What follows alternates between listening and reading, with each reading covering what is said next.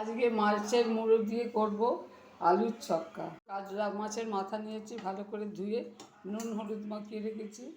একটা বড় সাইজের আলু কেটে ছোট ছোট করে টুকরো করে নিয়েছি। দুটো কাঁচা লঙ্কা নিয়ে, একটা বড় পেঁয়াজ নিয়েছি, আদা রসুন কুড়ে নিয়েছি, আর নিয়েছি একটা ছোট টমেটো। প্রথমে আগে মাছটাকে আমি ভেজে নেবো, মাছের মুড়োটাকে। মুড়োটা ভাজা হয়ে গেছে। এবার আলুগুলো ছোট করে যেটা কেটে রেখেছি, মাছের তেলটা নিয়ে নিই, মাছের তেলটা তুলে রেখেছি। এবার পরিষ্কার ফ্রেশ তেলেতে দিয়ে দেবো একটা পেঁয়াজ,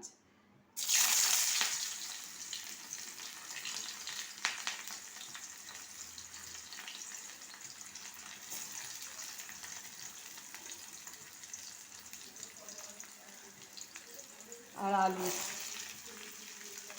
এবার এতে দিয়ে দেবো 3টে কাঁচা লঙ্কা, একটা টমেটো।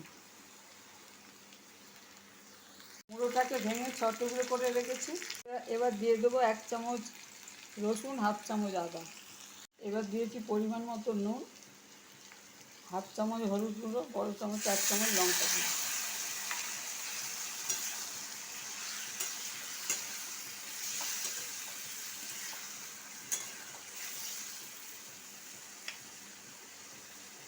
আর দেবে একটু কেশরি মেথি, যাতে কোনো মাছের একটা আঁশটে গন্ধ না থাকে। স্বাদের জন্য দিয়েছি অল্প একটু চিনি। তেল ছেড়ে এসছে, এবার দিয়ে দেবো জল।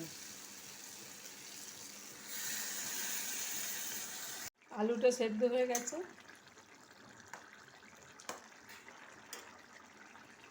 এবার যে মাছগুলো টুকরো করেছিলাম দিয়ে দিলাম।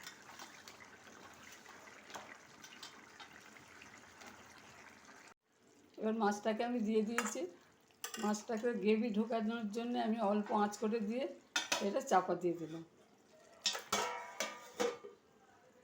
আমার মুড়ো দিয়ে আলুর ছক্কা রেডি।